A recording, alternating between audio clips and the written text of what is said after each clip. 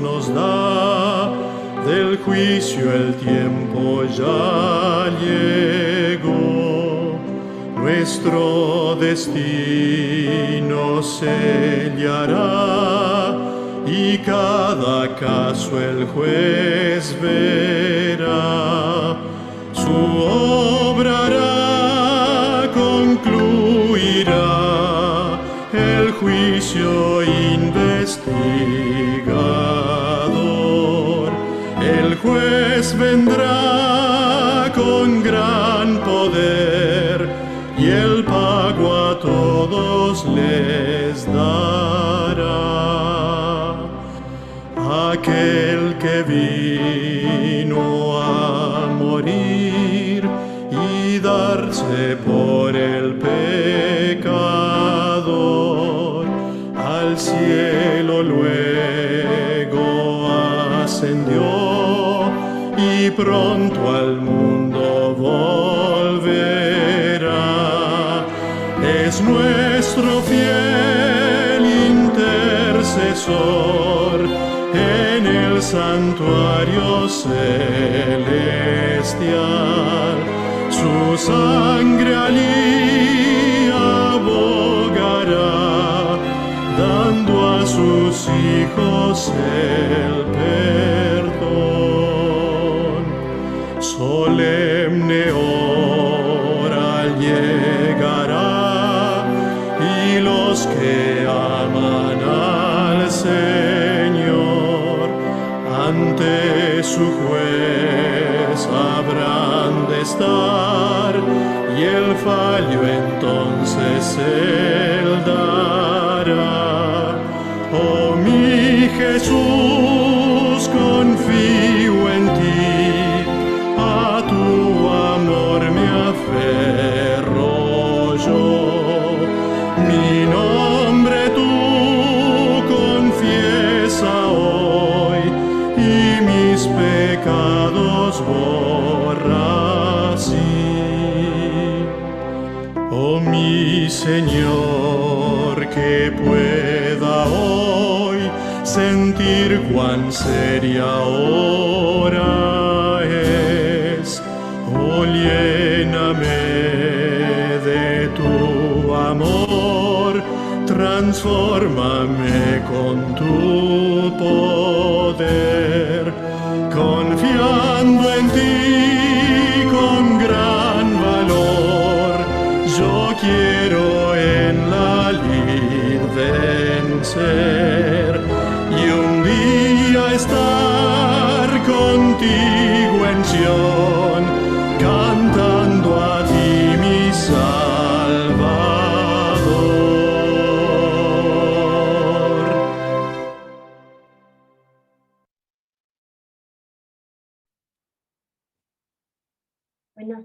Buenas noches a todos, bienvenidos, feliz sábado, que el Señor les bendiga. Gracias por estar con nosotros otra vez. La Iglesia Adventista del Séptimo Día Hispana en Roma les saluda, les abraza. Esperemos que hayan tenido todos un bonito día y agradecemos y saludamos al licenciado Gerson, que nos acompañará hoy con el tema del santuario. Licenciado, la hermana que le ayudará con la lectura es la hermanita Marlene Fuño.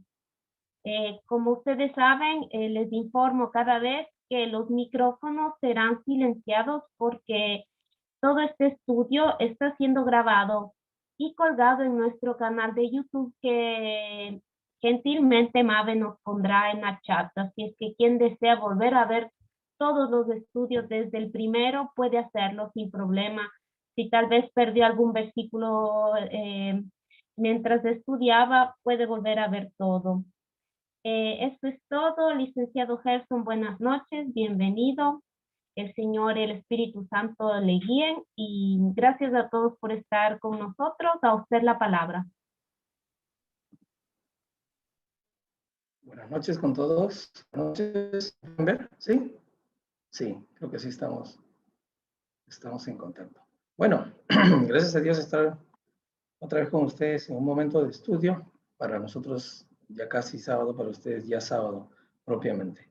Bueno, alegre de estar ahora en el estudio del cuarto viernes consecutivo que tenemos. Obviamente el tema es referente al santuario y este tema es un tema que a mí me apasiona mucho. La temática de hoy, o el tema principal, es Daniel 8:14. Quizás es un texto para muchos ya bastante conocido, pero es un tema muy profundo. Es un libro solamente de 12 capítulos, pero con mucha profundidad en cuanto al conocimiento que Dios vertió a Daniel para nosotros el día de hoy. Bueno, entonces los invito sin nada más que buscar el texto y luego que me acompañen a orar. No puedo para orar, pero por ejemplo no pueden hacer solamente desde sus rostros. Oremos. Bendito Padre que estás en los cielos, Señor. En primer lugar te agradecemos por la oportunidad de vida que nos das, por que nos permites tener un día más en esta tierra, un sábado más en esta tierra, Señor. Te agradecemos porque tú nos has permitido estar con vida y nos permites conocer un poco más de ti en tu palabra, Señor. Permite que tu Espíritu Santo nos impresione a cada uno de nosotros, Señor, y enséñanos algo nuevo cada día. Te lo agradecemos porque tú eres fiel, eres misericordioso, Señor. También eres justo. Señor, tienes tantas cualidades, las cuales cada día nos sorprendemos más, porque no entendemos en nuestra mente finita lo que tú realmente eres. Gracias, Señor, por tu palabra y porque sabemos que estás entre nosotros. Señor, cuídanos, protégenos, bendícenos, y te lo pedimos todo esto no por merecerlo, sino que te lo pedimos en el nombre de tu Hijo, nuestro amado Salvador Jesús. Amén. Bueno, el texto entonces de hoy día es el que ya tenían en pantalla y lo van a tener también en pantalla. Y la hermana Marlene, ¿verdad? Nos puede acompañar en el texto. Ok, hermanito. Buenas noches. Daniel 8:14, ¿verdad? Sí. Ok. Y él dijo, hasta 2300 tardes y mañanas, luego el santuario será purificado. Muchas gracias, hermana Marlene. Y bueno, este es un texto bastante conocido, bastante estudiado, bastante visto en nuestro ambiente adventista, cristiano adventista, ¿verdad? Vamos a ver que también el Espíritu de Profecía escribe en la Review and Herald un texto muy interesante en cual no solamente lo que está haciendo Cristo es muy importante, obviamente, pero miren lo que dice ella. Dice, mientras Cristo está purificando el santuario, los adoradores en la tierra deben repasar cuidadosamente su vida y comparar su carácter con la norma de justicia.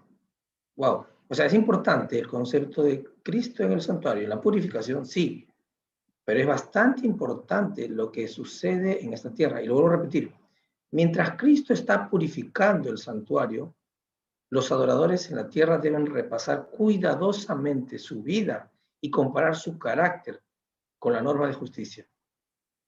Entonces vemos ya la comparación entre lo que pasaba en el cielo y lo que está pasando en la tierra. Y volvemos al texto principal que nos ha acompañado todas las semanas, y es un texto que a mí me agrada mucho. Dice la palabra de Dios en Éxodo 25:8, me erigirán un santuario y habitaré en medio de ellos. Y vemos la significancia que tiene este texto. Se repite muchas veces en la Biblia, ya lo hemos leído, lo hemos visto, lo hemos interpretado, pero también hoy día va a ser trascendental para nuestro estudio.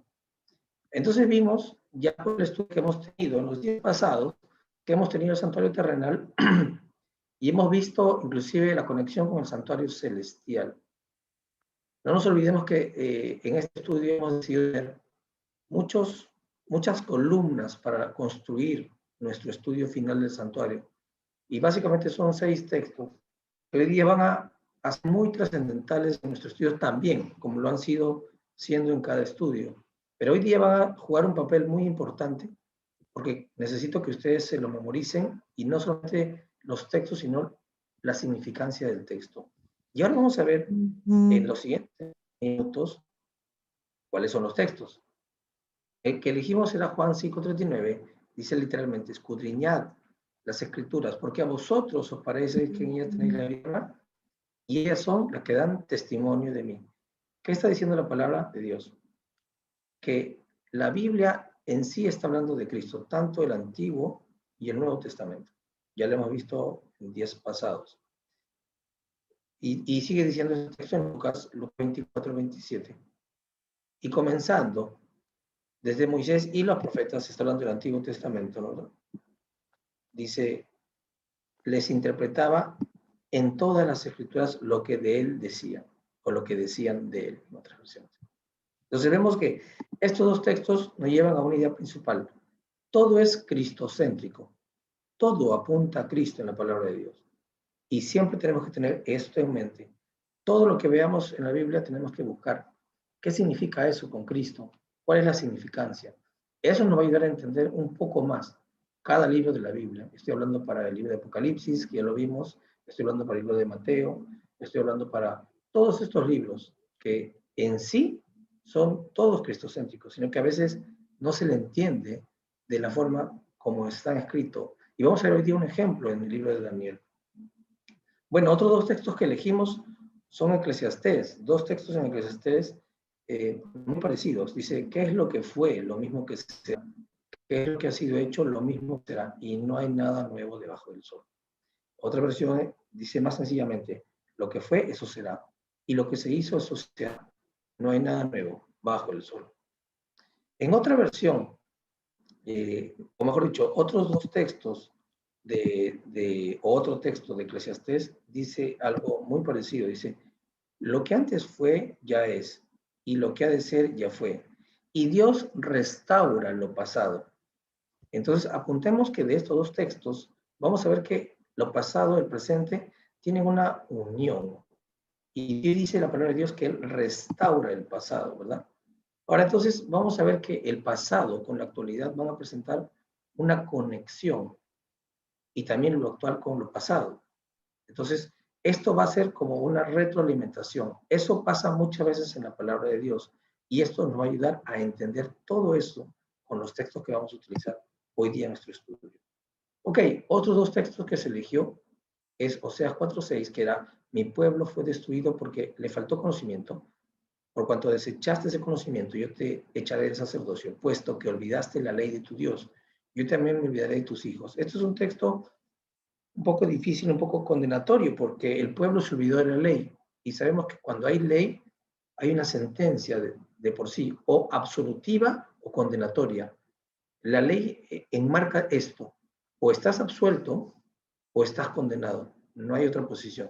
Entonces su pueblo, dice Dios, le faltó conocimiento y fue destruido. ¿Por qué? Porque desechó la ley, se apartó. Y tristemente la consecuencia es que él también se olvidó de sus hijos. ¡Wow! Pero otro texto en Proverbios 29:18, donde esto es mucho más, digamos, agradable. Dice, sin profecía el pueblo se desenfrena, obvio, pero dice, mas el que guarda la ley es bienaventurado. Entonces, hemos remarcado varias palabras que en un momento se van a juntar en nuestros estudios. Miren, sin profecía el pueblo se desenfrena. O sea, es importante la profecía, sí. Y eso vamos a ver cómo marcó muchas etapas, inclusive en la vida de Daniel. Cuando él recibe la profecía de las 70, estaba leyendo los 70 años. Y vamos a ver cómo hay una conexión en todas estas profecías. Bueno, entonces vemos en estas últimas, o estos últimos dos versículos, la confusión entre la ley y el pueblo. Y como hemos visto, la ley amerita una conclusión de o absolución o una sentencia, ¿verdad? Condenatoria. Las dos son sentencias, un absolutivo condenatorio. Entonces vemos que el pueblo tiene sentencias. O Dios se olvida del pueblo, o Dios dice, le hace bienaventurado, ¿no? Es un texto muy bonito en Mateo 5, como lo vimos en el primer estudio. Ahora, quisiera compartir este texto del Espíritu de Profecía para que vea cómo se utilizan todas estas palabras en el contexto de que dice el Espíritu de Profecía para nosotros. Hablando de nosotros, dice, como pueblo, debemos ser fervientes estudiantes ¿de qué? De la profecía. Miren, sabemos que el pueblo sin profecía ¿qué? Se desenfrenó. Ahora nos dice a nosotros, como pueblo, debemos ser fervientes estudiantes de la profecía. No debemos descansar hasta que entendamos claramente el tema del santuario. ¡Wow! No debemos descansar hasta que entendamos claramente el tema del santuario. Dice, el cual está expuesto en las visiones de Daniel y Juan. Miren, Daniel y Juan, y lo vamos a tocar hoy día. Quiero por eso que este texto sea parte de nuestro estudio, memorícenlo bien. Este asunto arroja gran luz sobre nuestra posición y nuestra obra actual. Acordémonos que ella lo está escribiendo en el entorno de 1844, después lo vamos a ver un poquito. Dice, y nos da una prueba irrefutable de que Dios nos ha dirigido en nuestra experiencia pasada. Entonces vemos que se junta la palabra profecía, que se junta la palabra santuario. Obviamente se juntan Daniel y Juan, que son libros proféticos. También se utiliza la palabra actual y pasado, que vimos que es el referente al tiempo, cómo esto se va repitiendo. Interesante que todo esto se va explicando con respecto, dice, a nuestro chasco de 1844, mostrándonos lo que ha sucedido, dice, lo que en el santuario debía ser purificado y no en la tierra, perdón, como habíamos supuesto, sino que Cristo entró en el lugar santísimo del santuario celestial. Y allí está realizando la obra final de su oficio sacerdotal en cumplimiento de las palabras del ángel comunicadas al profeta, hasta 2300 tardes y mañana, y luego el santuario será purificado. Este mismo texto con que empezamos el estudio de hoy día.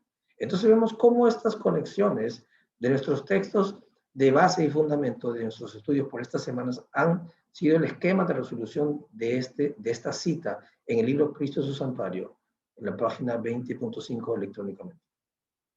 Ahora, el enlace de White entonces describe lo que iba a suceder, pero nosotros ya hemos estudiado las semanas pasadas el contexto del santuario en la vida de Cristo. Hemos visto cómo se desarrolla en cada capítulo de Mateo, por lo menos una secuencia muy directa y didáctica de lo que era la vida de Jesús en cuanto a los elementos del santuario.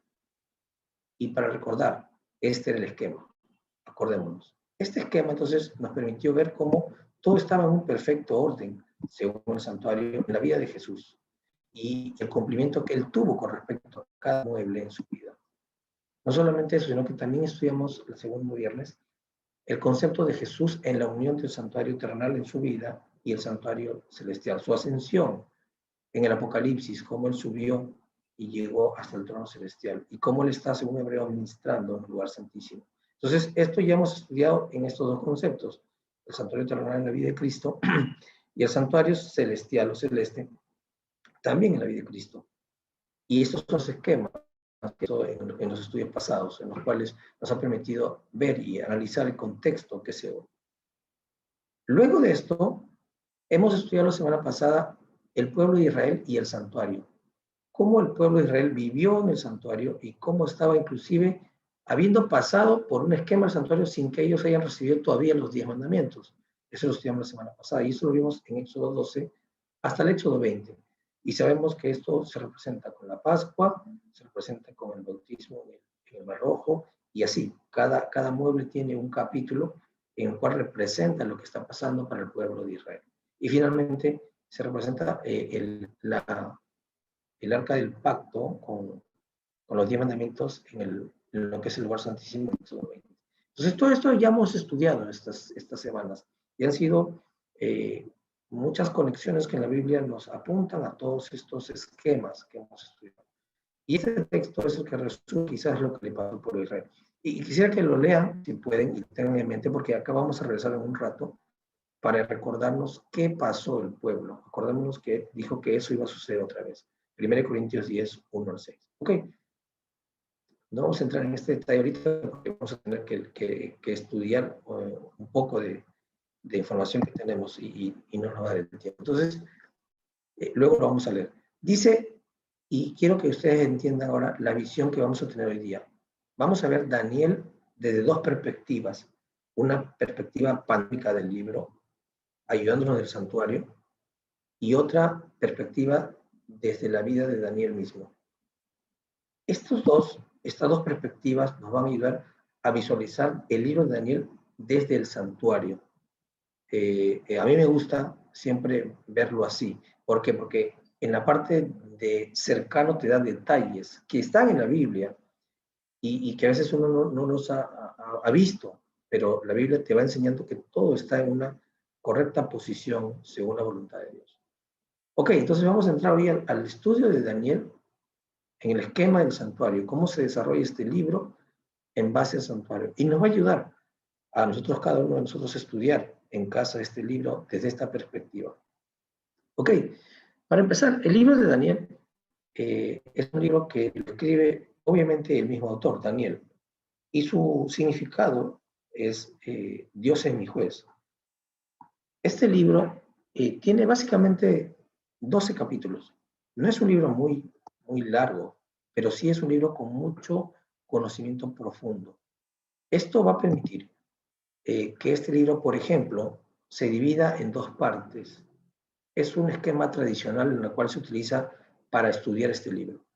Lo dividen en una parte que es del capítulo 1 al 6, y es todo lo que sería la parte histórica, y lo pueden leer y vamos a ver ahorita el esquema más o menos. Y otro que es la parte profética, que empieza del verso 7 al 12. La naturaleza de este libro fue escrito en hebreo y arameo. Acordémonos que justo el pueblo pasa a ser libre a ser esclavo, y Daniel es educado en las lenguas de ellos, ¿verdad? Entonces, esta naturaleza hace que el libro sea escrito en estos dos idiomas. Se escribe más o menos en el año 530 a.C. para tener un esquema. Y este libro es principalmente cristocéntrico y se basa en la guía de Dios a su pueblo.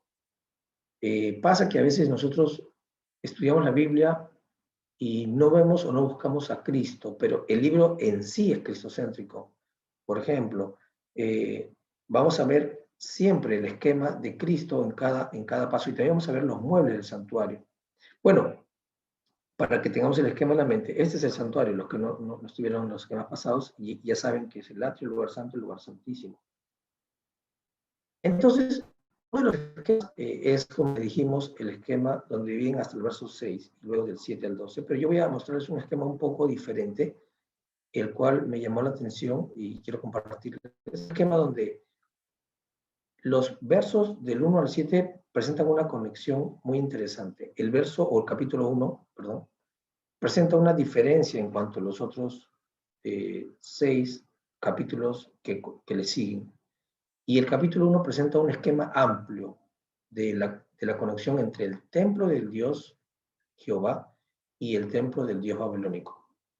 Va a haber eso desde el principio, y de repente bien se recuerda que los vasos del templo de Salomón, perdón, el templo de Israel fueron llevados, y los utensilios, parte de estos, al templo del Dios babilónico, o del templo del Dios babilónico.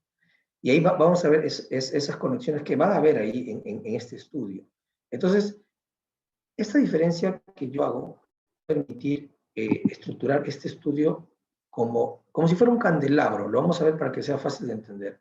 El primer esquema es como el tronco principal, es Daniel capítulo 1. Daniel y sus amigos en Babilonia, van a dar la Biblia, luego vamos a estudiar esto. Y luego vendría la conexión entre capítulo 2 y 3. Y si nos damos cuenta, la naturaleza de esos dos capítulos tiene que ver con sueños. Tanto el 2 tiene que ver con el sueño de Nabucodonosor, y tanto el capítulo 7 tiene que ver con el sueño de Daniel. Y los dos tienen que ver conexiones con los sueños. Sabemos que en uno hay metales y en el otro hay bestias, pero estos capítulos se juntan entre sí y se genera una mejor comprensión cuando uno junta estos dos conceptos y los tiene a la mano. Lo mismo pasa con el capítulo 3 y el capítulo 6. Los dos tienen que ver con pruebas a los hijos de Dios. En el capítulo 3 tiene que ver con los amigos de Daniel, y en el capítulo 6 tiene que ver con Daniel en el foso de los leones. Y vemos que los dos se muestra el poder de Dios debido a la fidelidad de estos hijos de Dios. Es impresionante las cosas muy comunes que pasan en estos dos capítulos. Y esto nos podría ayudar a través de este estudio, con este esquema. Otro estudio o dos capítulos muy cercanos y paralelos es el capítulo 4 y el capítulo 5. Estos dos capítulos tienden a mostrar lo que pasó en el entorno de la parte real de Babilonia. En uno es la locura de Nabucodonosor, el capítulo 4, y en el capítulo 5 es la locura de Belsasar y muerte, perdón. Entonces, en una es la locura y la otra es la muerte. Son dos sentencias que Dios da diferentemente a cada uno por ambos su orgullo. Y bueno, La resolución entonces de estos capítulos se vienen juntando de una forma interesante que parecería un candelabro. Regresando entonces, la escritura dice, escudriñad las escrituras porque a vosotros os parece que en ellas tenéis la vida eterna, pero ellas dan testimonio de mí. Entonces vamos ahora a buscar a Cristo en Daniel, porque aparentemente es un libro histórico que cuenta historias, pero está siempre ligado a Cristo. Y vamos a ver quién es el actor principal de Daniel. Lo voy a hacer rápido porque no vamos a poder detallar mucho y ustedes lo pueden hacer, les voy a dejar los textos. En capítulo Daniel 1, vemos el contexto principal, que es la resolución de este libro. Es donde Dios presenta. Y en el verso 1-2 se ve, dice, el Señor entregó en sus manos a Joacim, rey de Judá, y parte de los utensilios de la casa de Dios los trajo de la tierra de Sinar a la casa de su Dios. Colocó los utensilios en la casa del tesoro de su Dios. Entonces vemos acá que el actor principal de este verso y de todo el libro realmente es el Señor, es Dios, porque Él permite que Nabucodonosor tome a Joacim como en sus manos, dice la palabra de Dios. Él permitió que esto sucediera. ¿Y por qué? Lo vamos a leer en un momento. Entonces vemos que en el capítulo 1, quien permite este desenlace es Dios. En el capítulo 2, sabemos que es el capítulo del sueño de la estatua, ¿no? De Nabucodonosor que nos recordó. Y vemos en el verso 44 cómo la Biblia resalta y dice la palabra de Dios, en los días de estos reyes, el Dios del cielo se levantará, un reino que no será jamás destruido, ni será el reino dejado a otro pueblo, desmenuzará y consumirá a todos estos reinos, pero permanecerá para siempre. Ok, ¿de quién está hablando? Del reino de Cristo. ¿Se acuerdan, verdad? Entonces vemos que todos estos capítulos van a presentar a Cristo como el actor principal. Lo mismo pasa en el capítulo 3, cuando ven a los jóvenes que estaban en el horno de fuego y dicen que vieron uno como hijo de los dioses, ¿no? ¿A quién se referían? Vemos en el verso 4 cómo Nabucodonosor reconoce, luego de su locura, al Dios del cielo y lo adora, ¿verdad? Vemos igual la escritura en la pared. Entonces, todo esto tiene realmente una coyuntura de que cada capítulo del libro de Daniel nos lleva a Cristo como actor principal. Sabemos quién defendió a Daniel en el foso de los leones y igual en todos los capítulos se muestra lo mismo. En el capítulo del 8 al 12 es una división profética y empiezan a entrar las profecías de tiempo. Como leímos en el verso principal, la profecía de los 1300 tardes y mañanas y la purificación del santuario viene en el verso 8. Del verso 9 también se presenta la profecía de las 70 semanas. En el verso del 10 en adelante ya se van a dar otras profecías más, 1290, 1260, 1335, que están en conexión ellas mismas. Bueno, entonces vamos a hacer una división nueva, quizás para muchos, esta división. Este es un esquema del santuario. Quizás no lo vamos a desarrollar, pero lo voy a compartir. En el contexto de las 70 semanas, estas 70 semanas llegan hasta el bautismo de Cristo y hasta su sacrificio. Luego vamos a ver cómo pasa la conexión entre esta profecía de 70 semanas y 2300 tardes y mañanas en el tiempo. Y inmerso a eso está 1810, que tiene dentro de la profecía de los 1200 días, 42 meses o 3 años y medio. Volvemos entonces al texto o la cita del Espíritu decía para que nos haga recordar que dice, como pueblo debemos ser fervientes, estudiosos de la profecía. Vimos que esta parte de Daniel es profética netamente. No debemos descansar hasta que entendamos claramente el tema del santuario, el cual está expuesto en las visiones de Juan y Daniel. Vimos la conexión entonces que hay entre Apocalipsis y Daniel.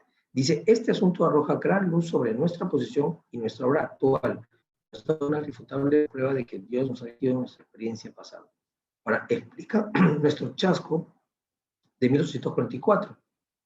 Sabemos que eso tiene que ver con la última parte del santuario, ¿verdad? Dice más, que el santuario que debía ser purificado no era la tierra, como habíamos supuesto, sino que Cristo entonces entró en el lugar santísimo, como vimos, lugar santísimo del santuario celestial, y está realizando la obra final de su oficio sacerdotal en el cumplimiento de las palabras del ángel comunicadas al profeta Daniel, hasta 2300 tardes y mañanas, y luego el santuario será purificado. Entonces vemos que el paso del lugar santísimo el esquema del santuario es como parte final de esta profecía de las 2300 tardes y mañanas. No nos va a alcanzar mucho tiempo para estudiar la parte profética porque realmente es muy amplio. Quizás otro día podemos estudiarlo. Es el esquema, digamos, principal que yo les puedo alcanzar. Pueden tener el esquema de estudio profético, las 70 semanas, luego la división de esas semanas, cómo están dadas. También viene la profecía de los 2300 tardes y mañanas. Y bueno, estas profecías todas provienen de las palabras de Cristo. Seguro que nos acordamos cuando Cristo dice en Mateo 24:15, por tanto, cuando veáis en el lugar santo la abominación desoladora de la cual habló el profeta Daniel, el que le entienda. En mi Biblia de estudio aparecen estos tres textos que están abajo en sus pantallas. En algunas Biblias no aparecen mucho, yo tengo varias Biblias que no aparecen, pero en esta Biblia de estudio tengo esta conexión, estos tres textos. Y me puse a buscar, se los comparto. El primer texto, miren, memorícense, Daniel 9:27, Daniel 11:31 y Daniel 12:11. En el texto de Daniel 9:27, en el primer texto que Cristo cita a Daniel, y esa es la concordancia, dice, por una semana él confirmará un pacto con muchos, y a la mitad de la semana hará cesar el sacrificio y la ofrenda sobre las abominaciones vendrá el desolador, hasta que el aniquilamiento que está decidido venga sobre el desolador. Este contexto, ¿a qué profecía de tiempo nos manda? A las 70 semanas. Retrocedemos hasta el verso 24, dice, 70 semanas están determinadas sobre tu pueblo y sobre tu santa ciudad, para terminar con la transgresión, para acabar con el pecado, para expiar la iniquidad, para traer justicia eterna, para sellar la visión de la profecía y ungir al Santísimo, en el lugar santísimo, el propio lugar santísimo, perdón. Entonces vemos que la cita que Cristo da tiene tres textos de conexión en la concordancia. El primer texto es 70 semanas. El segundo texto es Daniel 11:31. ¿Y a dónde nos manda? Dice el texto, entonces se levantarán tropas de parte y contaminarán el santuario, la fortaleza, quitarán el sacrificio continuo y pondrán la abominación desoladora. Este texto está también situado en un contexto de profecía de tiempo.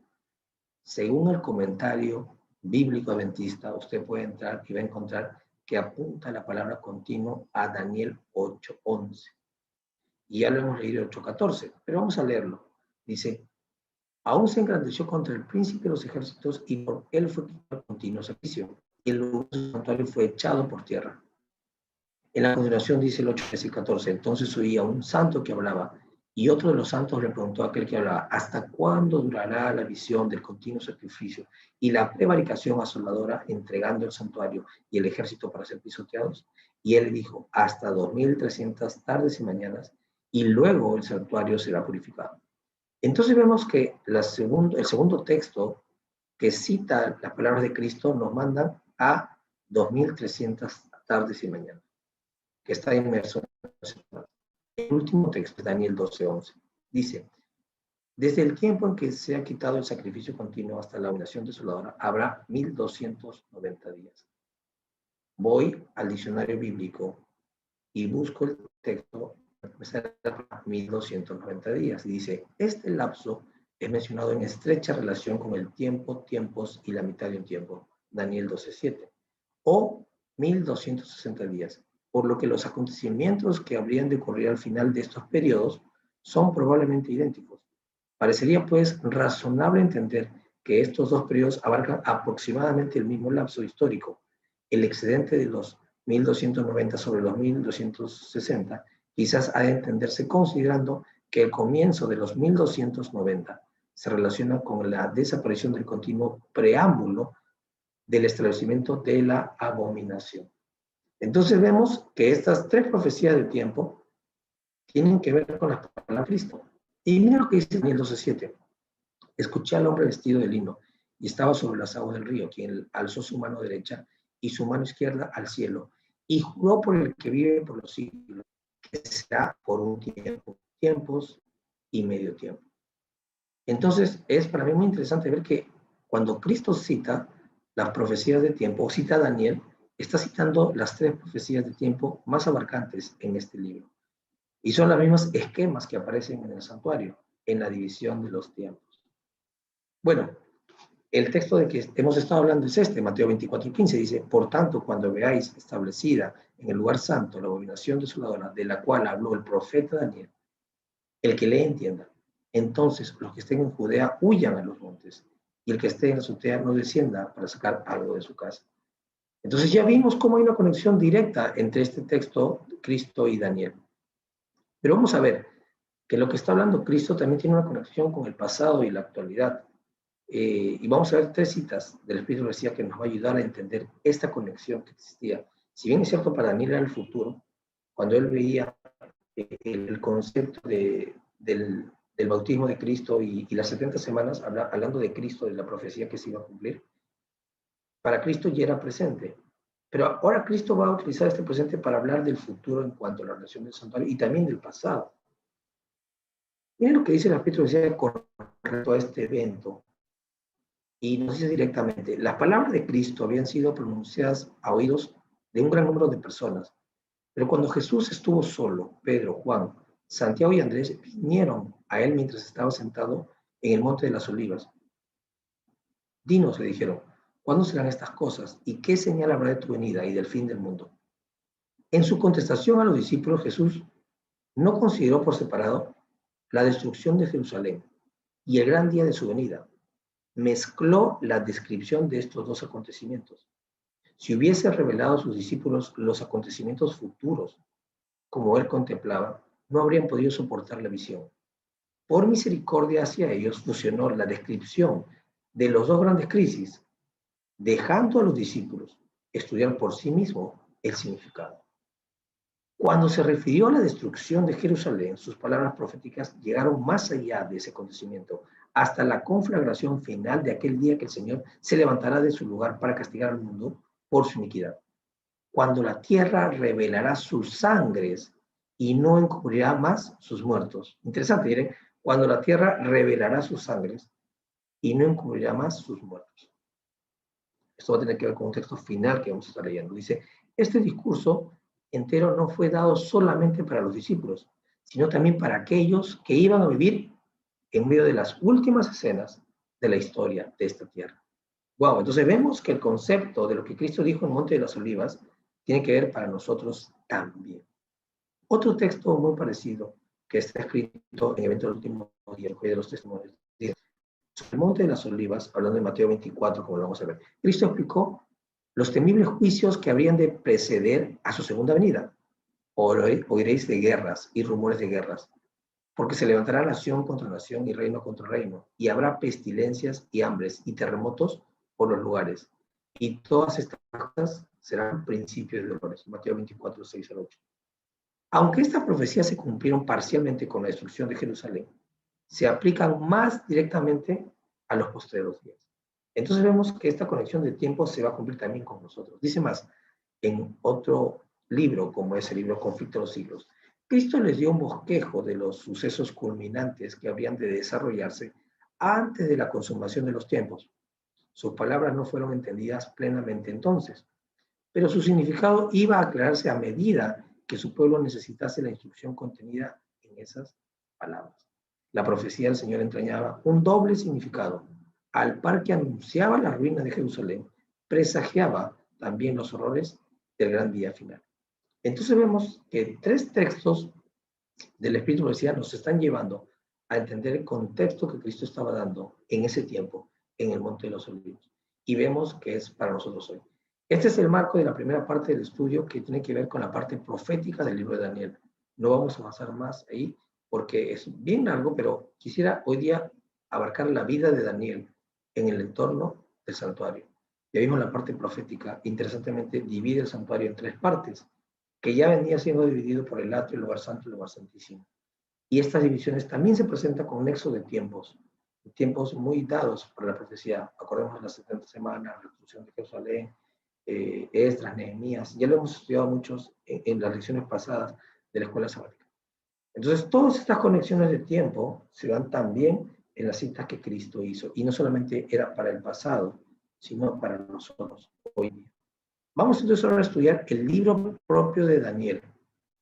Vamos a ver cómo este libro se desarrolla en cuanto al santuario. Vimos que la primera parte pareciera que hay una referencia de un candelabro, ¿verdad? La estructura del capítulo 1 se unía el 2 y el 7. Igual estos capítulos se unían para mejorar nuestro estudio. Este es un santuario que no lo he presentado todavía, pero no quiero ir a la profundidad de ese santuario, sino solamente quedarme en los primeros cuatro libros que aparecen acá.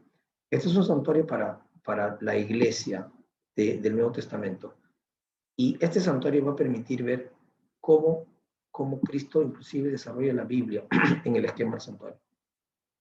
Pero bueno, nos quedamos con los 4 primeros nombres que aparecen ahí, que son los 4 primeros libros del Evangelio, es donde se junta el concepto del Evangelio en sí mismo, el nacimiento, la vida, la pasión, la muerte, la resurrección, la ascensión de Cristo se narran en justo los primeros 4 libros con muchos detalles.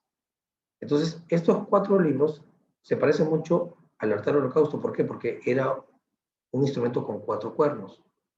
Entonces, pero hay algo más interesante, y vamos a leer lo que dice el Espíritu de Profecía en cuanto al esquema de estos 4 personajes.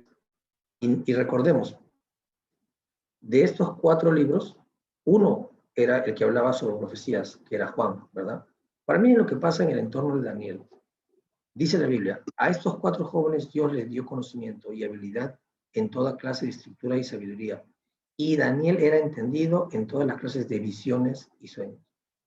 O sea, Daniel, dentro de sus amigos, dentro de estos 4 personajes, era el único que tenía la capacidad de entender visiones y sueños, como lo era Juan en los primeros 4 libros de los evangelios. Entonces, hay una conexión que existe entre estos 2 libros. Por eso, el libro de Apocalipsis con el libro de Daniel tienen una conexión, porque ellos fueron capacitados de una forma diferente, porque Dios lo hizo así. Ahora, cuando vamos al libro de Daniel, el capítulo 1 es muy amplio, y quizás les recomendaría que lo estudien todo para tener los detalles. Pero como ya vimos, en el capítulo 2 se define algo muy importante. Dice, el Señor entrega en sus manos a Joacim, rey de Judá, y parte de los utensilios de la casa de Dios los trajo a la casa de su Dios y lo colocó los utensilios en la casa del tesoro de su Dios. Bueno, este capítulo nos va a revelar el concepto de lo que pasó Daniel cuando llegó a este lugar y con su prueba que él tenía que pasar, que era una promesa que él había dado a Dios de no contaminar. Muchos de acá ya han leído este texto, este libro de Daniel, y lo pueden entender claramente. Quisiera hacerlo rápidamente porque nos va a demorar quizás leer todo el capítulo, pero ustedes ya lo han leído y vuelvan a leer para que encuentren más detalles que se nos puede pasar. Pero Daniel, mirándolo desde 4 ángulos, como lo hacía Mateo, Marcos, Lucas y Juan, desde la perspectiva de la vida de Cristo, vamos a ver 4 perspectivas de lo que pasaba con Daniel. La Biblia nos manda Segunda de Reyes 23, del 36 hasta 24:2. Vamos a ver lo que dice la Biblia en concepto de Joacim. Vimos que Dios había entregado en sus manos a Joacim. Dice el libro de Reyes, Joacim tenía 25 años cuando comenzó a reinar y reinó 11 años en Jerusalén. El nombre de su madre era Zebuda, hija de Pedaías de Rumá. Pero hizo lo malo ante los ojos de Jehová, conforme a todas las cosas que sus padres habían hecho. En su tiempo, Nabucodonosor, rey de Babilonia, subió en campaña y Joacim se convirtió por su siervo por 3 años. Luego volvió a rebelarse contra él. Y Jehová envió contra Joacim fuerzas de caldeos, sirios y moabitas y amonitas. Las envió contra Judá para que las destruyeran, conforme a la palabra que Jehová había anunciado por medio de sus siervos, los profetas. Es un poco raro porque si no entendemos el contexto, pareciera que Dios estaba en contra de Joacim. Y claro, había una profecía que venía detrás. Y Dios le había dicho que ellos no se pueden rebelar. Tenían un plan de estar ahí. Dios tenía un tiempo para Israel dentro de.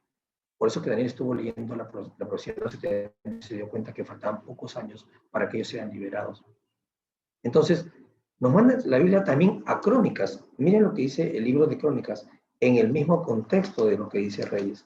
Ahora vimos que entonces que Joacim no estaba haciendo lo correcto ante los ojos de Dios. Y Crónicas nos da más detalles de lo que hacía Joacim. Miren lo que dice en el verso 5 del capítulo 36. Cuando comenzó a reinar Joacim tenía 25 años y reinó 11 años en Jerusalén e hizo lo malo ante los ojos de Jehová su Dios. Subió contra él Nabucodonosor, rey de Babilonia, y lo llevó a Babilonia atado con cadenas.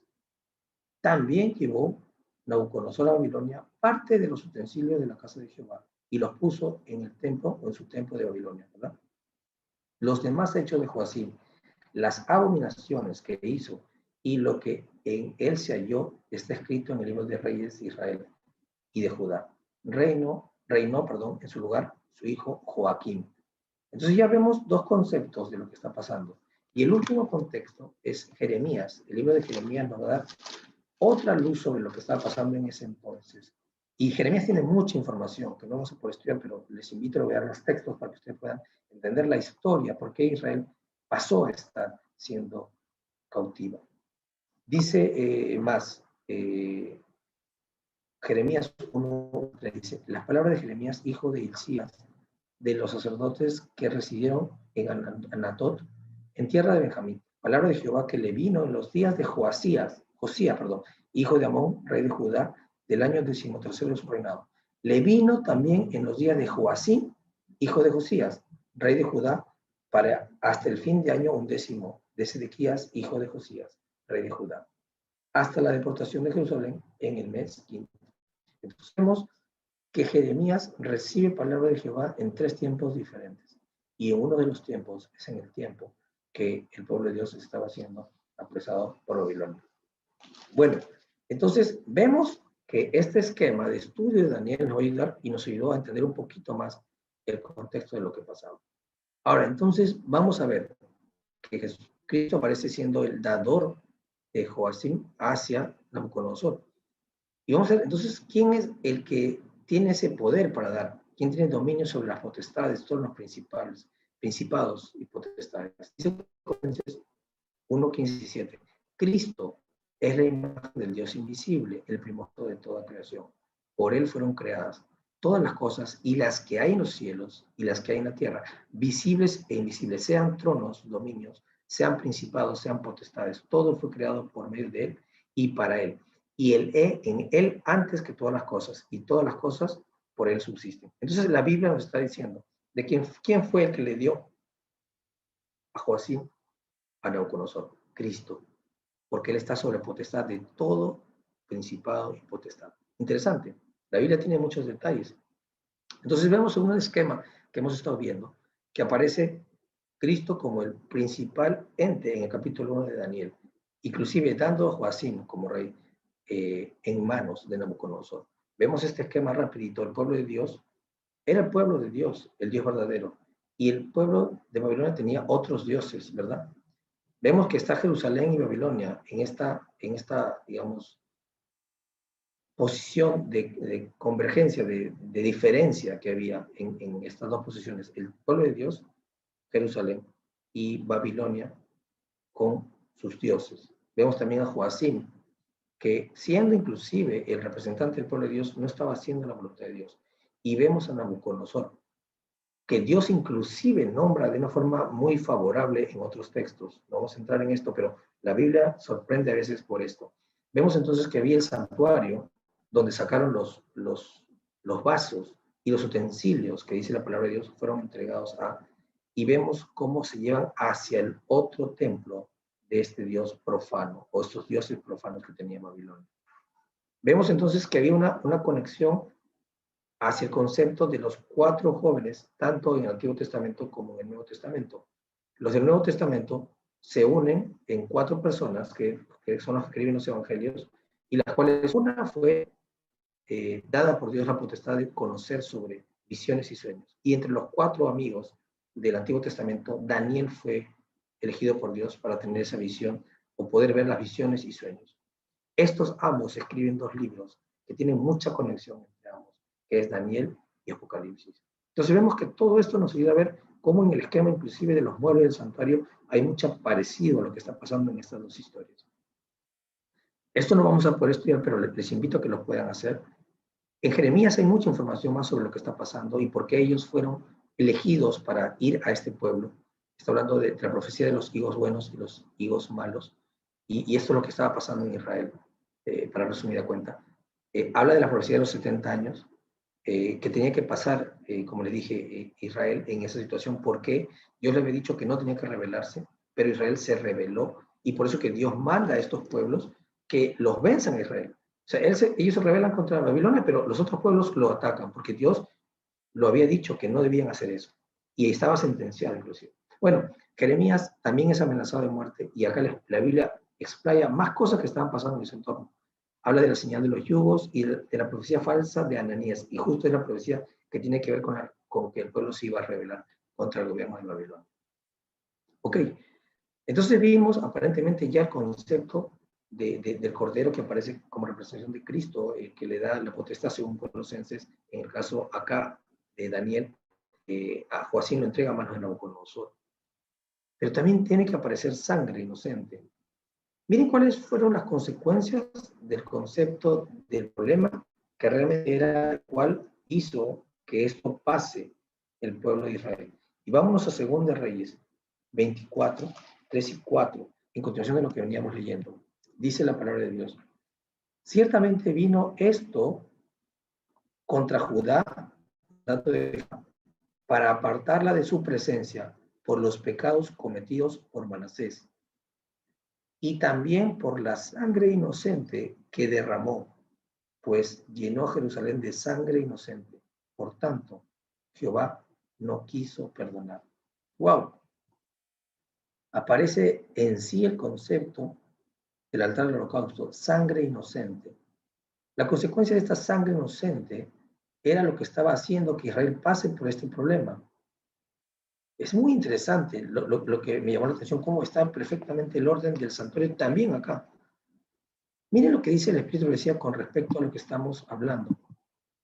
Dice: Dios había suplicado a los de Judá que no le provocasen a ira, pero no le habían escuchado. Finalmente pronunció la sentencia contra ellos. Iban a ser llevados cautivos a Babilonia. Los caldeos serían empleados como instrumento por medio del cual Dios iba a castigar a su pueblo desobediente. Los sufrimientos de los hombres de Judá iban a ser proporcionales a la luz que habían tenido y las amonestaciones que habían despreciado y rechazado.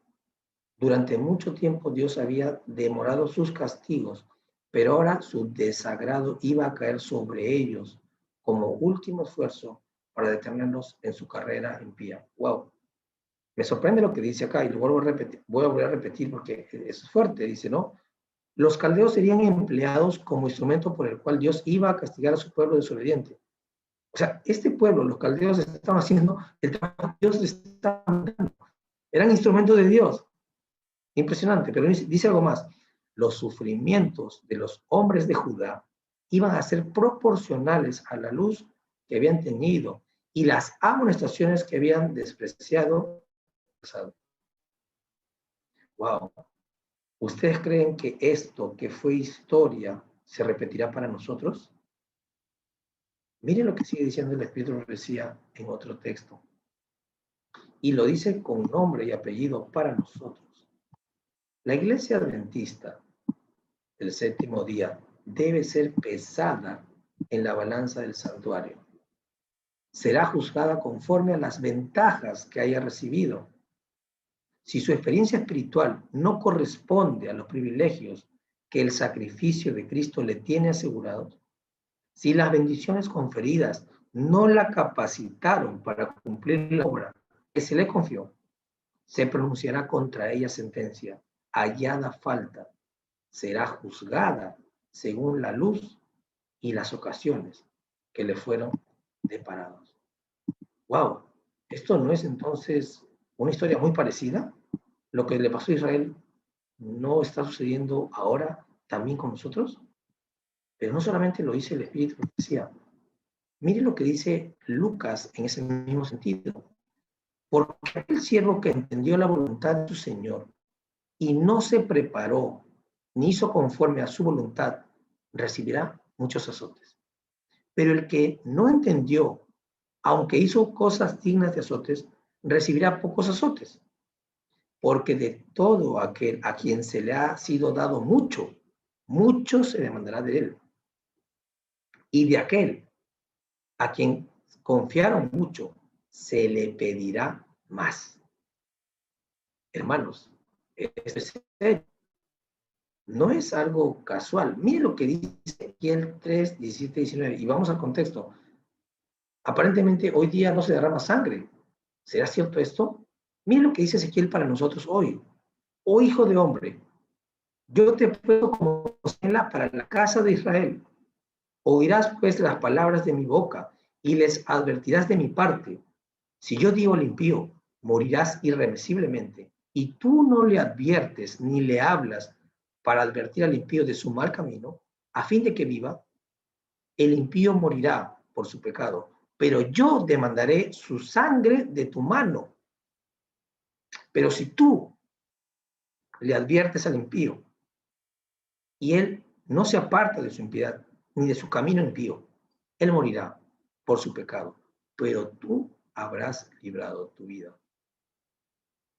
Hermanos, esta historia se repite. Lo que pasó el pueblo de Israel lo estamos viviendo nosotros hoy. Ellos derramaron mucha sangre y nosotros vamos a tener que dar cuenta por la sangre de los impíos, inclusive dice su palabra, si no le advertimos. Dios va a pedir cuenta a nosotros por las ventajas que recibimos, por la luz que tuvimos. El Santuario es impresionantemente rico en información y nos hace ver lo que realmente Dios quiere para su pueblo hoy en día. Entonces tenemos dos estructuras de paralelismo. Dios, el Dios verdadero, el Dios del engaño, el Dios de la muerte, el Dios de la vida, el Dios que es luz, el Padre de las tinieblas, la representación de Jerusalén, y estaba inclusive en apostasía el pueblo, y la representación de Babilonia. ¿Cómo Dios todo lo tiene en esquemas que nos ayudan a entender lo que sucedió en los tiempos pasados y lo que va a suceder la historia final cuando vengan los últimos capítulos del Apocalipsis, que ya estamos inmersos? Entonces ya vimos que aparece un mueble, sangre inocente, la consecuencia por la cual Israel estaba pagando esto. Pero no solamente aparece eso, sino que vamos a entender que para Dios es también la apostasía. Miren lo que tiene que ver con las aguas. Sabemos que según los significados que hemos tenido en la Biblia, las aguas son el significado máximo de la vida de Cristo para la limpieza y de pasar de muerte a vida. Pero miren lo que dice Jeremías 2, 13 y 18, el contexto que tenía Israel. La palabra de Dios dice, todo está en Jeremías 2, el verso 13, porque dos males ha hecho mi pueblo, me han abandonado a mí, que soy fuente de agua vivas, y han cavado para sí cisternas rotas que no retienen el agua. Miren el verso 18 lo que sigue diciendo. Ahora pues, ¿qué tienes tú que ver con el camino de Egipto? Está hablando su pueblo. Curiosamente, vemos que su pueblo luego quería estar en Egipto, quería comer la comida de Egipto, lo vimos la semana pasada. Dice algo más, para que bebas las aguas del Nilo. ¿Y qué tienes que ver con el camino de Asiria? Para que bebas las aguas del río. Miren lo que sentencia en el verso 22. El Señor Jehová dice, aunque te laves con lejía y amontones jabón sobre ti, la mancha de tu pecado permanecerá delante de mí. Hermanos, esto es serio. Así como la Biblia habla que el agua nos limpia a través de Cristo, también el mundo nos contamina a través de sus aguas. Y esto es apostasía. Y Dios no lo ve con buenos ojos. Es tanto desagradable para él que dice, aunque te laves con lejía y amontones jabón sobre ti, la mancha de tu pecado permanecerá delante de ti. ¡Wow! Entonces vemos cómo el agua acá se representa para Dios conforme a lo que es vida y a Satanás con lo que es muerte. Vemos que nos da libertad en Cristo. Conoceréis la verdad y serás libre. En cambio, el agua de la muerte te genera esclavitud. Por eso que Jesús le dijo, ustedes son hijos de Abraham, no, del demonio. Por eso son esclavos, ¿verdad? Es interesante todo este concepto que existe en la palabra de Dios, estos antagónicos. Fidelidad con respecto al pueblo de Israel, que era lo que reclamaba él, porque Dios nunca los abandonó y está en su palabra. Y en cambio, el pueblo que le devolvió, adulterio, apostasía, se iba al mundo, se iba a las cosas que les agradaban, los gustos, sus placeres. La pregunta es, ¿su pueblo está haciendo lo mismo hoy en día? ¡Wow! Eso nos tenemos que responder cada uno. Vemos que el bautismo de Dios significa de muerte para vida, nos saca del pecado y nos lleva a la libertad. Nos lleva a la libertad en Cristo. En cambio, Satanás te capta y te lleva hacia la muerte, te engaña. Lo que pasa en la parábola del sembrador con la última semilla, las últimas 2 semillas que cayeron en los campos. Bueno, para recordar lo que pasó, solamente para recordar lo que pasó en el verso que hemos estado viendo y estudiando en el antiguo esquema del santuario con respecto al pueblo de Israel y el lugar santo. Vimos que venía el pan, ¿verdad? El maná, en Éxodo 16, que representaría al concepto del lugar santo. También vimos que había el agua de la roca, que es Éxodo 17, 2 y 7. Y también vimos que había el testimonio del pueblo de Israel. Lastimosamente, si recordamos, Dios les dio agua. Vamos a Corintios para leerlo, porque de repente alguno no estuvo. 1 Corintios 10. Miren lo que pasa. Estos tres definiciones aparecen en este texto y nos va a dar mucha enseñanza. Acuérdense, comida, agua, bebida, que era la roca, y testimonio. Estas 3 cosas tenía que pasar el pueblo de Israel. Dios le daba la comida, Dios le daba la bebida, y ellos no fueron buen testimonio. Es lo triste de Israel. Y lo triste que puede ser también para nosotros hoy. Miren lo que dice el verso 1. No quiero, hermanos, que ignoréis que nuestros padres estuvieron bajo la nube. Y ya sabemos que la nube estuvo la semana pasada. Todos pasaron el mar. Y toda la unión de Moisés fueron bautizados. Ya sabemos que es otro mueble. Dice más. Todos comieron el mismo alimento espiritual. Sabemos que es el maná, lo estamos citando hace ratito. Y todos bebieron de la misma bebida espiritual, porque bebían de la roca espiritual que los seguía. Y esa roca era Cristo. Entonces vemos que hay comida y bebida. Dice algo más, pero de la mayoría de ellos no se agradó Dios, por lo cual quedaron tendidos en el desierto. ¿Qué significa? Que ese pueblo no dio buen testimonio. Dios los mantuvo con comida y bebida en el lugar más agreste, donde tú no puedes conseguir muchas cosas. Pero ni siquiera por eso el pueblo fue fiel a Dios. La pregunta es, ¿eso puede pasar con nosotros? Miren, entonces, resumiendo, en el lugar santo aparece que en lo que hemos leído en la Biblia, en la vida del pueblo de Israel, aparece comida, bebida y testimonio. Vamos a ver lo que aparece en Daniel, y vamos a leerlo en Daniel 1, 8 al 10. Y parece que el lenguaje es parecido. Miren lo que dice en el verso 8 al 10. Daniel propuso en su corazón no contaminarse con la porción de la comida del rey, ni con el vino que él bebía. Pidió, por tanto, al jefe de los eunucos que no se le obligara a contaminarse. Puso Dios a Daniel en gracia y en buena voluntad con el jefe de los eunucos.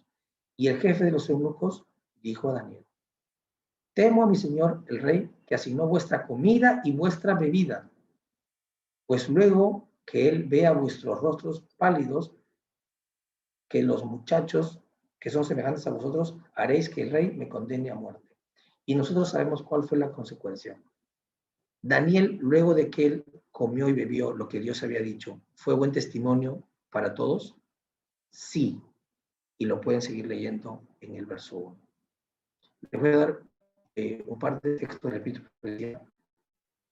porque esto tiene que ver con comida y bebida, lo que hemos visto, tanto para Egipto como para Daniel y sus amigos. Miren lo que dice el Espíritu decía, ahora para nosotros. Se me ha mostrado que Satanás no ha sido estúpido y descuidado durante muchos años de caída, sino que ha estado aprendiendo. Se ha vuelto más ingenioso, sus planes son más profundos y están más cubiertos con una prenda religiosa para ocultar su deformidad. El poder de Satanás ahora para tentar y engañar es 10 veces mayor en los días de los apóstoles. Interesante, dice acá, su poder ha aumentado y aumentará hasta que se lo quite. O sea, el poder satánico va a ir aumentando. Dice más, su ira y su odio se hacen más fuertes a medida que su tiempo para trabajar se acerca a su fin. Está en Dones Espirituales, el tomo 2.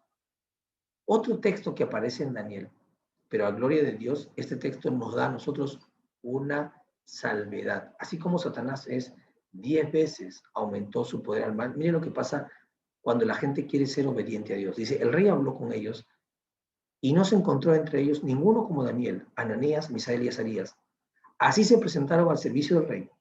En todo asunto de sabiduría y entendimiento que el rey le consultó, los encontró 10 veces mejores que todos los magos y encantadores que habían en todo su reino.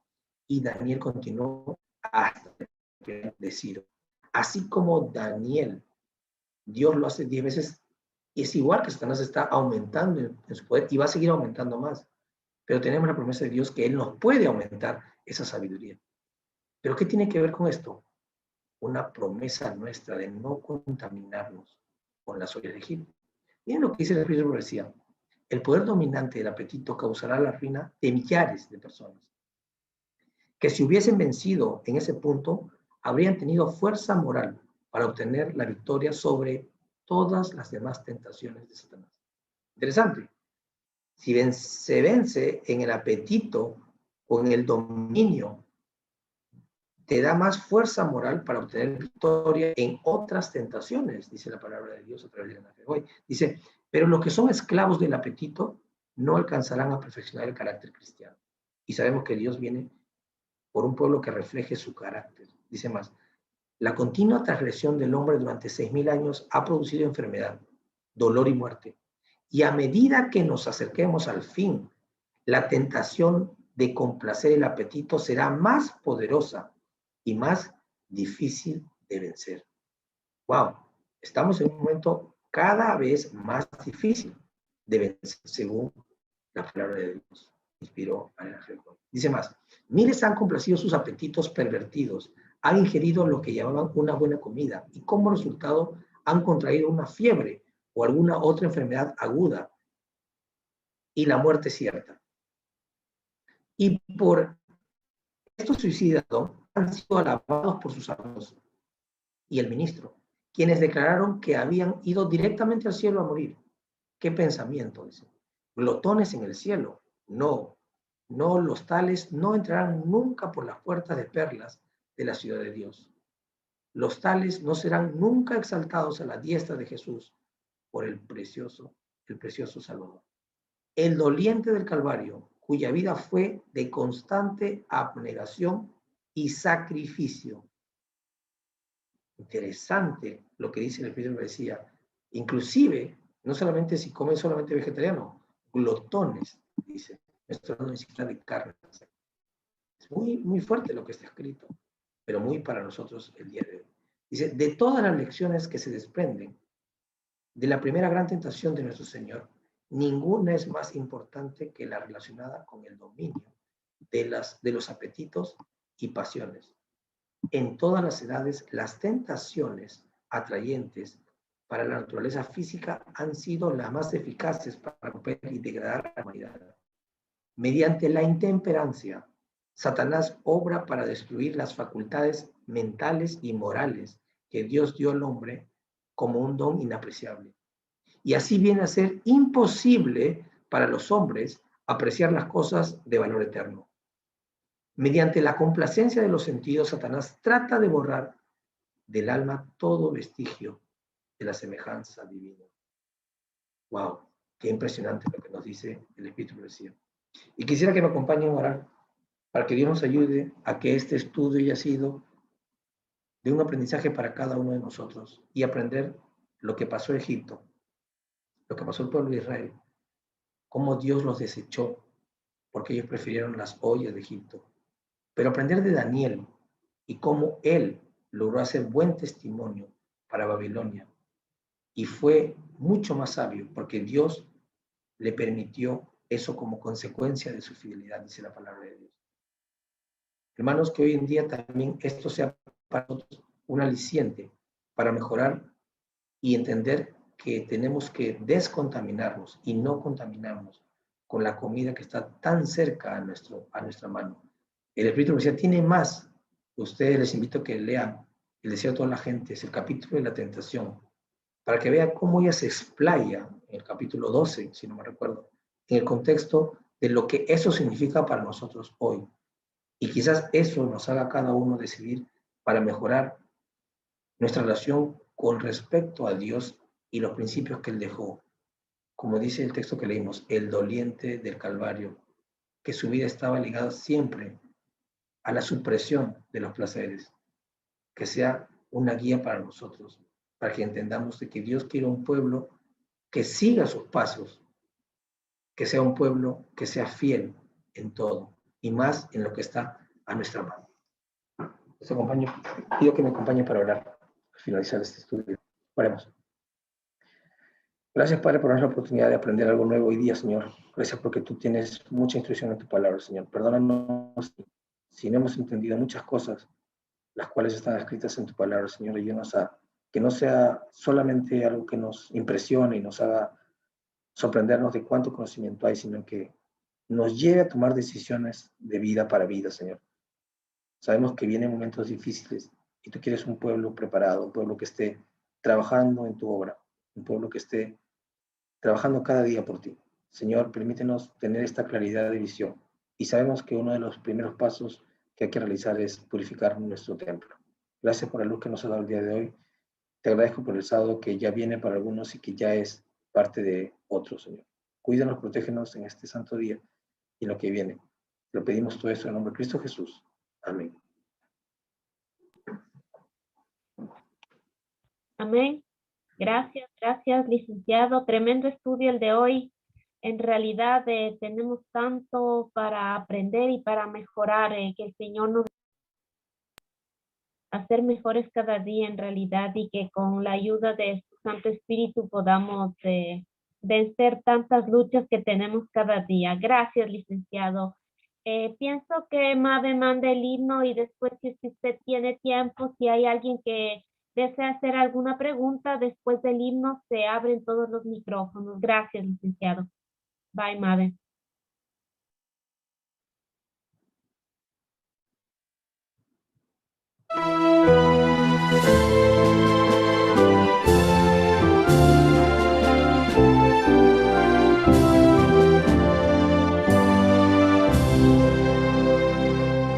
Solemne anuncio Dios nos da, del juicio el tiempo ya llegó.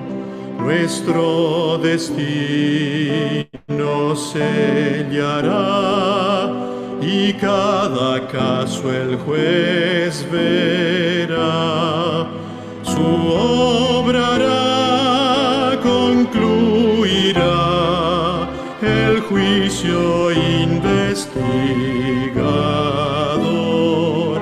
El juez vendrá con gran poder y el pago a todos les dará. Aquel que vino a morir y darse por el pecador, al cielo luego ascendió y pronto al mundo volverá. Es nuestro fiel intercesor en el santuario celestial. Su sangre allí abogará, dando a sus hijos el perdón.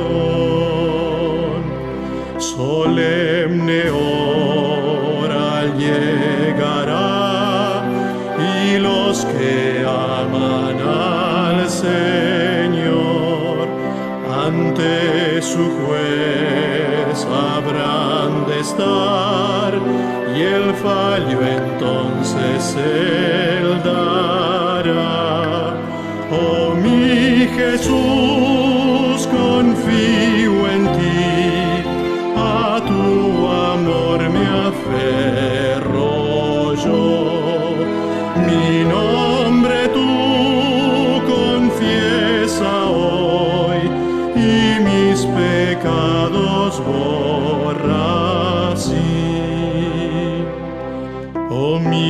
Señor, que pueda hoy sentir cuán seria hora es. Oh, lléname de tu amor, transfórmame con tu poder, confiando en ti con gran valor. Yo quiero en la lid vencer y un día estar contigo en Sion, cantando a ti mi Salvador.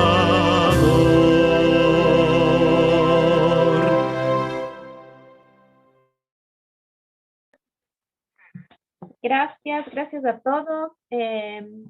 Hemos mandado vía chat el link para que si desean ustedes ver otra vez todos los estudios lo puedan hacer. Así es que no sé si alguien tiene alguna pregunta. Levante su manito, por favor. Creo que nos asustamos hoy, licenciado. ¿Por qué? ¿Por qué? Muy fuerte. Porque las verdades a veces tocan en lo profundo. Les digo algo. El santuario es muy bonito cuando está lejos de ti. Cuando llega a ti, te hace pensar dos veces. Porque realmente la luz que Dios tiene es para su pueblo. Y Dios quiere un pueblo que esté preparado. Y por eso el santuario para mucha gente, uno no lo puede entender y otro no quiere entenderlo. Y yo no le he sacado los textos que sucede cuando no quieren entenderlo, porque es fuerte. Así que la palabra de Dios, o sea, es para admonición, para mejorar. Pero es lindo. Realmente estaba hablando con Mabe para ver si hacemos un estudio más, como diría yo, de ida y vuelta, para saber si se está entendiendo o no. Porque hay personas que necesitan de repente algo más sencillo, más suave, más, no suave, sino más explicado. Entonces, el santuario a mí me gusta, me apasiona, pero yo creo que debemos, si Dios nos permite, la otra semana vamos a hacer un estudio más de ver qué es lo que se entiende, qué es lo que no se entiende. Hay unos textos del Espíritu decía que hablan sobre eso, sobre el concepto de desarrollar preguntas del oyente, de que se vayan sabiendo cuánto se puede evaluar. Y los voy a traer la siguiente semana, porque creo que hemos tenido 4 santuarios. Los 2 primeros, muy sencillos y fáciles, porque es Cristo. Los siguientes ya empezaron a entrar con nosotros, y es un poco más difícil. Y yo tenía antes un estudio que era el santuario y el régimen alimenticio, y wow, no, o sea, es muy, pero muy fuerte. Pero no sé por qué se me perdió de mi computadora. Entonces voy a tener que volver a hacerlo, pero el santuario es para que nosotros sigamos el camino que Dios siguió. Hay que dar una manito. Hensley Arboleda. Sí, adelante. Adelante con su pregunta. Muy buenas tardes. Bueno, lo que quería decirles no es pregunta. Bueno, sí, también tengo una pregunta, pero quería agradecer por el tema. En verdad son los temas que nosotros necesitamos ahora porque son temas de salvación. Y estos temas nos debe de gustar a todos los que estemos dispuestos a obedecerle al Señor, nos guste o no nos guste, o sea, que sea la voluntad de Dios y no que sea mi voluntad.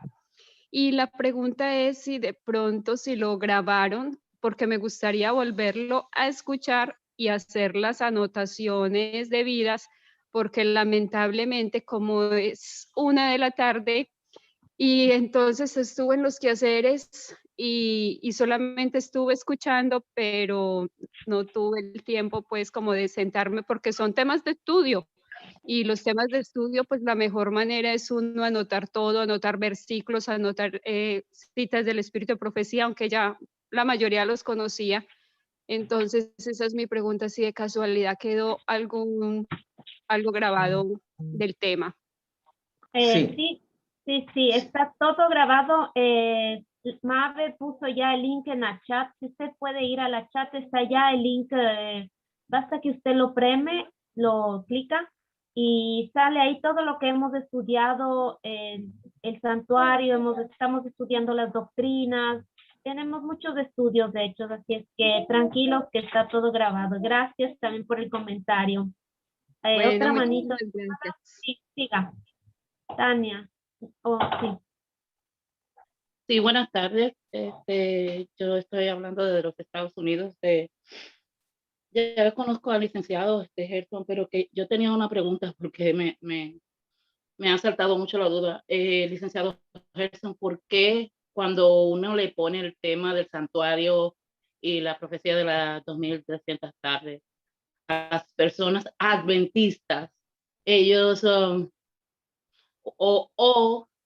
sí, esa es la expresión, o ignoran la pregunta, sí, sí. O sea, ¿por qué ese tema no aflora en las iglesias? ¿Por qué yo siento como si fuera un tema tabú? Y yo estoy hablando ya de 3 iglesias que yo he visto y no se habla de ninguno de estos, ni los de mensajes de los 3 ángeles, ni el santuario. ¿Por qué, licenciado? Y gracias. De nada, ahora tenía gusto de Discúlpeme, escucharla. Tania, yo personalmente no le escuché nada. No sé si el licenciado escuchó. Sí, sí la escuché, pero si quieres, resume de repente un poquito, Tania, porque de repente no escucharon ellos. Yo sí la escuché. Sí, perdón. Sí, un resumen. ¿Por qué el tema del santuario, la profecía de las 2300 tardes y mañana y las 70 semanas y el mensaje de los 3 ángeles es como un mensaje, algo tabú en algunas de las iglesias adventistas? Porque yo he estado en una en 3 años y nunca se me habló hasta recién cuando comencé con su grupo, porque estoy ahora en una de Ohio y envío los links y no entran porque inclusive a los pastores, yo he invitado a pastores y no entran. Es como si fuera un tema tabú o no sé. Pienso que uno debe ser adventista al 100%, no a mitad o lo que me conviene. Esa es mi opinión. Sí, a ver, es un poco difícil de ver la realidad de cada, por ejemplo, país, ¿no? Estados Unidos tiene una realidad diferente que la de Latinoamérica, pero eso no exime del conocimiento profético. O sea, Dios levantó un pueblo para que esté preparado. Ahora, hay cosas que están escritas en el Espíritu de Profecía. Yo quisiera de repente la siguiente vez sacarle la cita porque uno es que yo no puedo, no debería, ¿cómo le digo de forma sencilla? Yo lo tomo así personalmente, porque está en la Biblia. Si tú sabes lo que es bueno y no lo haces, te es pecado. Yo lo tomo así hacia mí. De acuerdo. No veo, no trato de ver hacia afuera, y si puedo hacer algo es orar por ellos, porque lo que pasó en el tiempo, quiero que lo lea mejor para que sepan y puedan entender lo de mis palabras. En el desierto de las gentes, en el capítulo 5, se llama la dedicación. A Cristo lo estaban dedicando. Me impresionó mucho ese capítulo, no sé por qué. Y ustedes léanlo, porque lo estaban dedicando en el templo de Dios. Y pasa algo muy sorprendente que se va a repetir hasta el día de hoy. Pero no quiero que salgan mis palabras. Léanlo y les va a sorprender. Porque mucha gente cuando inclusive cita lo que está escrito, están criticando la iglesia. Y si nos damos cuenta, esto es repetitivo. Lo que pasó a Israel nos va a pasar a nosotros. Entonces tenemos que aprender de Dios y compartir. Si la iglesia no lo hace, lo único que puedo decir es, hay que orar por ellos. Y si yo sé que eso hay que hacerlo. Nada más. Yo les insto a que ustedes, cada uno de acá, tengan lo mismo. Tengan la intención de averiguar, porque este tema no es un tema inclusive le digo, de pastores, es un tema personal de cada quien. Dios quiere que cada quien se acerque a Él y Él nos va a dar la luz que Él necesite darnos. O sea, estamos en momentos coyunturales de la historia de la humanidad. Dios está remeciendo, está sacudiendo al pueblo. Y esto es personal. Dios nos habla a cada uno. Cada uno es un santuario, no olvidemos. Y Dios quiere que seamos pulidos para ser parte de ese santuario celestial. Hay un texto muy lindo en la profecía que dice que todo va a ser acá. Cuando se construyó el santuario, no, nada estaba ahí golpeándose o se sentía ruido. Solamente dice que las piedras estaban perfectamente colocadas para ser puestas y el santuario se armó sin ruido. Dios quiere lo mismo en nosotros, quiere pulirnos hoy, quiere golpearnos hoy, acá, para que llegado el momento Dios nos ponga en el santuario celestial, dice el Espíritu Profecía. Es un texto muy lindo, que no lo tengo a la mano, pero le prometo la otra semana tenerlo para que vean que el trabajo es acá hoy, no es mañana, es hoy. Hoy día tenemos la oportunidad de arrepentirnos y hacer algo por la voluntad de Dios. O sea, la salvación no es estar sentado y esperar que otros hagan. Dice, hay muchas la mies y pocos son los obreros. No está hablando de gente que está sentada escuchando. Hermanos, tenemos que predicar. Y lo hemos leído hoy día. Esa sangre se demandará de nuestras manos. O sea, no es que estamos matando gente, sino que esa gente va a morir. Y esa sangre nos la mandará a nosotros, al pastor, a mi hermano, a mi hermana, a todos. Y por eso es que lo que podemos hacer es incentivar para trabajar. Que el trabajo no está fácil, pero es lo que Dios nos manda a hacer en esta tierra. Bueno, si le respondí, si no, de todas maneras le traigo los textos, hermana. Gracias. Pues, muchas gracias. Entendí de perfectamente. nada. Okay. Y tenemos otra manito, hermanita Nélida, adelante. Sí, gracias. Pastor, espero ser clara en la pregunta. Siempre tuve entendido que el santuario terrenal era copia del santuario celestial. Ahora, ¿cómo es que Jesús oficia en el cielo hasta 1844 en el lugar santo, si cuando él muere en el terrenal se rasgó el velo? ¿Qué sucedió en el cielo cuando en el terrenal se rasgó el velo, digamos, anulando ya el sistema de sacrificios y el sentido del santuario, ¿no? Si acá se rasgó el velo, que se une, digamos, el lugar santo con el santísimo, ya se desvirtúa todo. ¿Cómo es que en el cielo Cristo pasa del lugar santo al lugar santísimo en 1844? No lo entiendo. Ok, es cierto, hermana, el santuario de la tierra es una copia del que está en el cielo, pero el del cielo es eterno.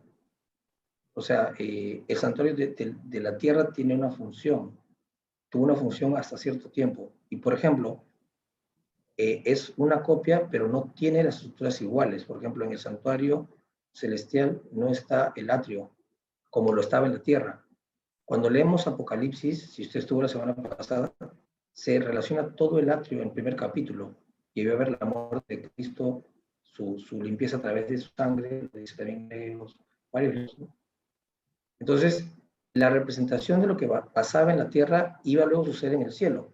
Pero Cristo entra al lugar santo. Si usted lee en Apocalipsis, capítulo 4, dice, Juan estaba viendo una puerta que se abrió. Sí. O sea, lo que estaba pasando acá era un ciclo, como le llaman, el tipo y el antitipo. El cordero representaba a Cristo, pero Cristo tenía que ir al cielo a cumplir su ministración que tenía que ser allá. Por eso cuando Él sube, asciende, en el capítulo 4 y 5 de Apocalipsis, acá se está cumpliendo hechos, que está derramándose el Espíritu Santo. Él dijo, tendré que enviar a otro en mi representación. O sea, hay un tema que se podría estudiar con fechas, ¿no?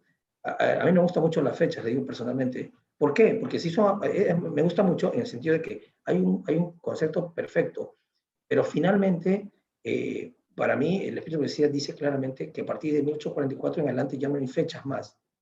Y por eso que no indago en ese sentido, pero hacia atrás, todo está escrito en los libros del Espíritu y Profecía. Entonces, según la Biblia, según Juan, según Apocalipsis, sin tocar el ángel de Juan, la Biblia narra que Cristo cumplió el atrio en el capítulo 1 de Apocalipsis. Y luego entra al lugar santo. Y finalmente, en ese orden, en Apocalipsis 11, luego llega a entrar al lugar santísimo. Ahora, ese es el esquema del santuario en la primera parte del Apocalipsis. En la segunda parte se junta, de repente es un poco difícil lo que voy a decir, pero se juntan como dos santuarios. Vimos ahorita que en Daniel hay dos santuarios, por eso que el lenguaje de Daniel y Apocalipsis van de la mano. Cuando vemos el capítulo 12, hay una mujer y viene la serpiente antigua para matar al niño. Es la representación de la muerte de Cristo, que se representaría el altar del holocausto. O sea, es una representación simbólica de lo mismo. El santuario se vuelve a repetir, pero hay como una lucha entre la mujer roja y blanca, ¿verdad? Y finalmente Cristo, digamos, gana esta lucha, este eterno conflicto, el conflicto de los siglos, o la gran controversia, como le dicen. Y finalmente llega a ser, inclusive, la consecuencia de estas bodas, que esto de repente es otro tema que no se toca mucho, pero las bodas del Cordero empiezan en 1844, y el acto del juicio empieza ahí.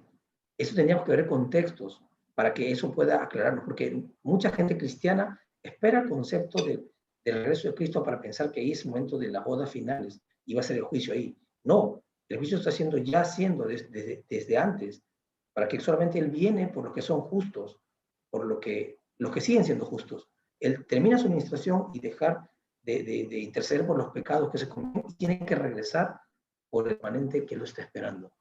Es un tema muy interesante, no sé si le puedo responder todo porque es amplísimo, pero en la Biblia narra estos paralelos. Y es más, el primer texto en la Biblia narra del concepto del santuario en el cielo, antes que exista un santuario en la tierra. O sea, el santuario en el cielo ya existía.